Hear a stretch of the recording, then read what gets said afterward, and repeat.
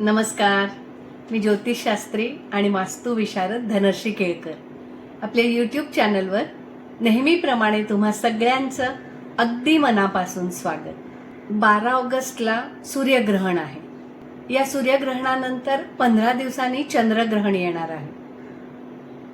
तसेच या महिन्यामध्ये बरेच इतरही ग्रहयोग होणार आहेत. बघा, सध्या गुरु अतिचारी गतीने जातोय, शनी वक्री आहे, शुक्र राशांतर करतोय, तो त्याच्या नीच राशीत म्हणजे कन्या राशीत जाणार आहे. शनी आणि नेपच्यून एकत्र आहेत आणि त्याचा मंगळाशी केंद्र योग आहे आणि मंगळ आणि प्लुटोचा षडाष्टक योग आहे. काही दिवसांनी मंगळ राहूच्या आर्द्रा नक्षत्रात जाणार आहे आणि राहू मंगळाच्या धनिष्ठा नक्षत्रात असणार आहे. ह्या सगळ्या ग्रहयोगांचे तसंच या दोन्ही ग्रहणांचे एकंदर ग्लोबल परिणाम होणार आहेत. म्हणजे ग्रहणाचे परिणाम संपूर्ण देशावर होतातच आणि हे परिणाम बराच काळ टिकणार आहेत.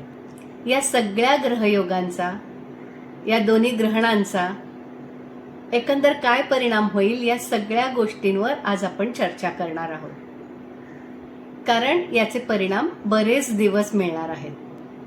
आधी आपण ग्रहणापासून सुरुवात करूया. सूर्यग्रहण रात्री 9:04 लागणार आहे आणि रात्री 1:28 संपणार आहे. त्यावेळी भारतामध्ये रात्र असल्यामुळे हे ग्रहण भारतामध्ये दिसणार नाही आणि जेव्हा ग्रहण आपल्या इथून दिसत नाही त्यावेळी त्या ग्रहणाचे कोणत्याही प्रकारचे वेध पाळू नयेत असं सांगितलेलं आहे.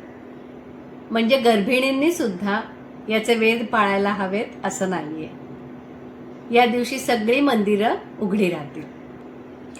पण आपल्या इथे ग्रहण दिसणार नाही म्हणजे या ग्रहणाचा परिणाम होणार नाही का? तर असं नसतं. या ग्रहणाचे परिणाम सगळ्यांना होतातच. जरी ही दरवर्षी होणारी खगोलीय घटना असली तरी ही ग्रहणं आणि त्यांच्याबरोबर इतर ग्रहांचे होणारे योग याचा परिणाम संपूर्ण देशावर होतो. ग्रहण आश्लेषा नक्षत्रात होणार आहे आणि या आश्लेषा नक्षत्राची देवता सर्प आहे. याच्यामुळेही या ग्रहणाचे परिणाम खूप दिवस राहणार आहेत. भारताची कुंडली वृषभ लग्नाची कुंडली आहे, म्हणजे 15 ऑगस्ट 1947 या दिवशीची. त्यामुळे भारताच्या कुंडलीत हे ग्रहण तृतीय स्थानी होणार आहे. भारताच्या कुंडलीमध्ये कर्क राशीमध्ये रवी, चंद्र, शुक्र, बुध आणि शनी हे 5 ग्रह आहेत. रवी साधारण 26-27 अंशावर आहे. हे ग्रहण सुद्धा आश्लेषा नक्षत्रात कर्क राशीत होणार आहे.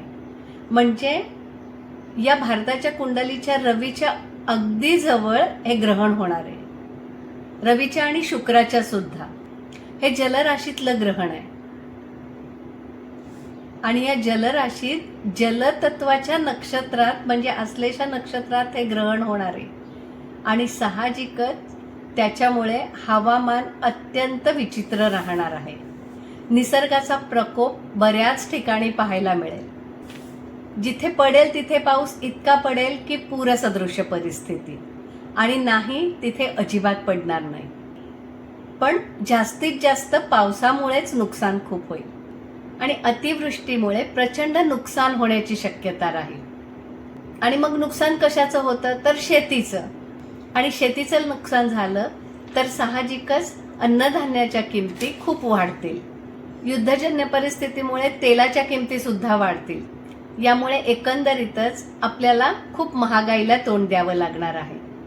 मग काळजी काय घ्यायची तर साधारण काही अन्नधान्याचा साठा तुम्ही करून ठेवायचा आहे. भारतामध्ये उत्तराखंड, हिमाचल किंवा महाराष्ट्रामध्ये सांगली, कोल्हापूर या ठिकाणी प्रचंड पाऊस होईल. भारत आणि इतर राज्यात सुद्धा पावसामुळे प्रचंड नुकसान होणार आहे. याच वेळी पुरामध्ये वाहून जाणं किंवा पुरामध्ये बुडून मृत्यू पावणं अशा घटना सुद्धा घडू शकतात किंवा जहाजाबाबतीत सुद्धा एखादी दुर्घटना घडू शकते. या काळात नवीन टेक्नॉलॉजी, हा जो राहू आहे तो नवीन टेक्नॉलॉजीचं इन्व्हेन्शन करेल आणि मंगळ आहे तो त्या टेक्नॉलॉजीचं एक्झिक्युशन करेल. याचा परिणाम information technology, telecom industry, cyber security, media industry, weapon industry, त्याचबरोबर सेक्युरिटी इंडस्ट्री अशा इंडस्ट्रीवर होईल. भारताच्या कुंडलीमध्ये तृतीय स्थानी हे ग्रहण होणार आहे. त्याचप्रमाणे मी मगाशी सांगितलं तसं मंगळ प्लुटो, मंगळ शनी यांचे योग होणार आहे. मेदिनीय ज्योतिषामध्ये तृतीय स्थानावरून काय पाहतात तर सर्व प्रकारची दळणवळणाची साधनं, परराष्ट्र देश म्हणजे शेजारी, सगळ्या प्रकारची वाहनं, रेल्वे, मोटारगाड्या, पूल, त्याचबरोबर ग्रंथ करते, लेखन करते आणि याबरोबर सोशल मीडिया सुद्धा इथूनच पाहिलं जातं. इथे चंद्रबुध सुद्धा आहे. मग चंद्रावरून काय पाहिलं जातं तर सामान्य जनता, बुधावरून पाहिला जातो संपर्क, शुक्रावरून पाहिले जातात कलाकार, त्याचबरोबर शुक्र स्त्रियांचा सुद्धा कारक आहे आणि गुरुवरून परदेश व्यवहार, बँका इत्यादी गोष्टी पाहिल्या जातात. म्हणजे ज्या ज्या गोष्टी पाहिल्या जातात त्या सगळ्यांवर या ग्रहयोगांचा आणि ग्रहणाचा परिणाम होणार आहे. मग यामुळे काय होऊ शकतं तर या ऑगस्ट महिन्यामध्ये CJP सारखं एखादं आंदोलन पुन्हा होऊ शकतं. यामध्ये तरुणांचा पुढाकार जास्त राहील आणि यामध्ये सोशल मीडियाचा जास्तीत जास्त वापर केला जाईल. तृतीय स्थानावरून दळणवळण आणि नवम स्थानावरून परदेशासोबत होणारा व्यापार किंवा जहाजं ही पाहिली जातात. तृतीय स्थानावरून दळणवळण आणि प्रवास पाहिले जातात आणि नवम स्थानावरून परदेशाबरोबर होणारे जहाजाने किंवा विमानाने व्यापार पाहिले जातात. तृतीय स्थानी ग्रहण आणि नवम स्थानातून प्लुटोचा मंगळाशी षडाष्टक योग, यामुळे एखादी रेल्वे किंवा विमान दुर्घटनाही संभवते. कारण याच वेळी शनी नेपच्यूनचा मंगळाशी केंद्रयोग सुद्धा आहे. याचबरोबर विमान सेवेसंबंधी बिघाड, विमान भरकटणे किंवा विमान प्रवासाला उशीर होणे, थोडक्यात विमान सेवा विस्कळीत होणे यासारख्या घटना घडू शकतात आणि अर्थातच या सगळ्याचा इम्पोर्ट एक्सपोर्टवरती सुद्धा खूप परिणाम होईल. मी मगाशी सांगितलं आपण तृतीय स्थानावरून लेखन, पत्रकार इत्यादी बघतो. जर आपण ग्रहण वेळची कुंडली मांडली, म्हणजे मगाशी जसं मी म्हणलं की भारताची कुंडली सुद्धा आपल्याला पाहायची असते की त्याच्या कुठल्या स्थानातून ग्रहण होतंय आणि आपल्याला ग्रहण वेळाची सुद्धा कुंडली पाहायची असते. त्या कुंडलीमध्ये मीन राशीत शनी नेपच्यून आहे, तृतीयात मंगळ आहे. यामुळे लेखक, पत्रकार किंवा साहित्यिक किंवा प्रसार माध्यमातील व्यक्तींसाठी हा काळ कटकटीचा राहील. म्हणजे काय, काही जण वादाच्या भोवऱ्यात सापडतील, काहींना आजारपण येण्याची शक्यता किंवा एखाद्या मोठ्या कलाकाराचा किंवा लेखकाचा, पत्रकाराचा क्वचित मृत्यूही संभवतो. बघा, हा ग्रहणाचा अभ्यास आहे. यातील काही फळं निश्चितच मिळणार आहेत. मी असा दावा नाही करत या गोष्टी अशा मी जशा सांगते तशाच्या तशा घडतीलच, पण आपण सतर्क राहायला हवं हे मात्र मी नक्की सांगेन. या काळामध्ये आरोग्य कसं राहील तर सूर्यग्रहण होणार आहे, म्हणजे सूर्याला ग्रहण लागणार आहे. सूर्य हा आपल्याला जीवनशक्ती देणारा ग्रह आहे. त्याचं तेज किंवा त्याची ऊर्जा ग्रहणामुळे कमी होते. त्याच्यानंतर सूर्य त्याच्या सिंह या राशीत जाणार आहे, पण त्याच्याबरोबर तिथे केतू असणार आहे. त्यांची युती तेथे होईल. त्याच्यामुळेही सूर्याची ऊर्जा थोडी कमी राहणार आहे. चंद्र ही कमजोर आहे. यामुळे काय होतं तर आपली इम्युनिटी कमी होते किंवा आपण थोडेसे निगेटिव्ह विचार करतो. म्हणजे थोडं काही झालं तर मी पटकन बरा होईन की नाही याच्यापेक्षा अरे बापरे मला काय झालं असा विचार आपण जास्त करतो. हे ग्रहण जलतत्वाच्या राशीत आहे. त्याच्यामुळे या काळामध्ये साथीचे विकार पसरण्याची शक्यता आहे आणि त्यात जास्तीत जास्त पाण्यामुळे त्रास होईल आणि हा त्रास विशेषतः लहान मुलांना होणार आहे. एकंदरीत लहान मुले, विद्यार्थी यांच्यासाठी हा काळ फारसा अनुकूल नाहीये. यामुळे तरुणांनी वाहन सांभाळून चालवावे. अपघात होण्याची शक्यता राहील. बाहेरचं अन्न खाताना, पाणी पिताना ते नीट शुद्ध आहे की नाही याची खात्री करून घ्यावी. अन्यथा त्याच्यातून काही इन्फेक्शन होऊ शकतो आणि आजारी पडू शकतो. जशी लहान मुलं तशाच स्त्रिया किंवा आपण सगळे या काळामध्ये आपल्याला आरोग्याची काळजी नक्की घ्यायची आणि कुठला आजार झाला तर डॉक्टरांकडे जाऊन वेळेवर औषध घ्यायचंय. कारण ग्रहण आणि त्याच्यानंतरची परिस्थिती आरोग्याच्या दृष्टिकोनातून फारशी चांगली नाहीये. शुक्र नीच राशीत आहे. शुक्र शनी प्रतियोग होणार आहे. मी मगाशी सांगितलं शुक्र स्त्रियांचं प्रतिनिधित्व करतो, त्यामुळे हा काळ स्त्रियांसाठी सुद्धा प्रतिकूल आहे. स्त्रियांवर अत्याचार किंवा अन्याय या काळात होऊ शकतो आणि या घटना उघडकीला येतील. या ग्रहयोगामुळे तरुणांचा कल सुद्धा व्यसनी पदार्थ, अंमली पदार्थ, रेव पार्टी अशाकडे जास्त राहील. तर यापासून तरुणांनी दूर राहिलेलं बरं. या काळामध्ये कलाकार किंवा जे लोक सोशल मीडियावर जास्त दिसतात अशा लोकांचं ब्रेकअप किंवा अफेअर हे सुद्धा सोशल मीडियावर चर्चेला जाऊ शकतं. तृतीय स्थानावरून आपण शेजारील राष्ट्र सुद्धा पाहतो. भारताच्या कुंडलीत सध्या मंगळाची महादशा आणि राहूची अंतर्दशा चालू आहे. मंगळ प्लुटो, मंगळ शनी यांचे योग मी सांगितले आहेत. शुक्र शनी याचा योग आहेच. हे सगळे कुयोग आहेत.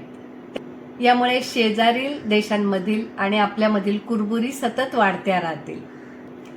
हा त्रास बॉर्डरवर जास्ती होईल. यात पाकिस्तान म्हणजे पीओजेके किंवा बांगलादेश किंवा चीन या बॉर्डरवरती युद्धसदृश परिस्थिती निर्माण होऊ शकते. म्हणजे काही हल्ले होतील. त्याचप्रमाणे बाहेरील गुप्त शत्रूंद्वारे भारतामध्ये काही षडयंत्र केले जाईल याची सुद्धा शक्यता आहे. अमेरिकेसारख्या देशात सुद्धा सरकारविरोधी मोठं बंड होईल. काही देशामध्ये सत्ता बदल किंवा नेतृत्व बदल सुद्धा होऊ शकतो. क्वचित आणीबाणीची परिस्थिती येऊन राष्ट्रपती राजवट सुद्धा लागू होऊ शकते. हे कोणत्याही देशामध्ये होऊ शकतो, कारण याचा परिणाम मी मगाशी सांगितलं तसं ग्लोबल परिणाम संपूर्ण देशामध्ये होणार आहे. मंगळ प्लुटो षडाष्टक योग आहे. त्याच्यामुळे एखाद्या मोठ्या व्यक्तीचा घातपात किंवा त्याच्यावर हल्ला होऊ शकतो. या काळात धार्मिक भावना दुखावल्या गेल्यामुळे सुद्धा लोकांमध्ये असंतोष राहील. त्याच्यामुळे भांडणं, मारामाऱ्या होऊ शकतात. इतर देशांवरती या ग्रहस्थितीचा परिणाम कसा होईल ते आता पाहूया. हे ग्रहण संपूर्णपणे कुठे कुठे दिसणार आहे तर ग्रीनलँड, आइसलँड, पोर्तुगाल, स्पेन या ठिकाणी हे ग्रहण संपूर्ण दिसणार आहे.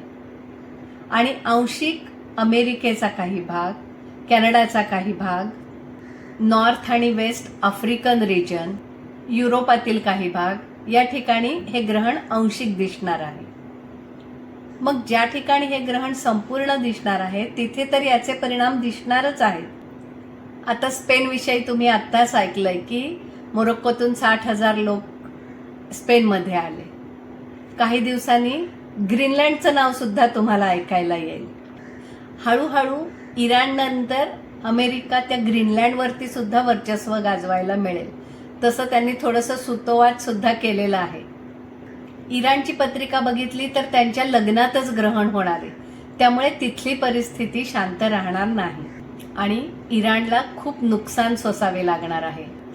एकंदरीत इराणसाठी चांगली परिस्थिती राहणार नाही. ट्रम्पची कुंडली पाहिली तर अर्थात ती कुंडली सोशल मीडियावर आलेली कुंडली आहे, त्याच्यामुळे ती कितपत खरी आहे ते माहिती नाही. पण त्यांच्या व्ययस्थानातून ग्रहण होणार आहे.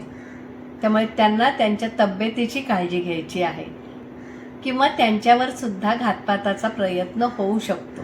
एकंदर थोडीशी युद्ध परिस्थिती, अराजक, घातपात, मारामाऱ्या, युद्ध अशा प्रकारे अशांतता राहणार आहे.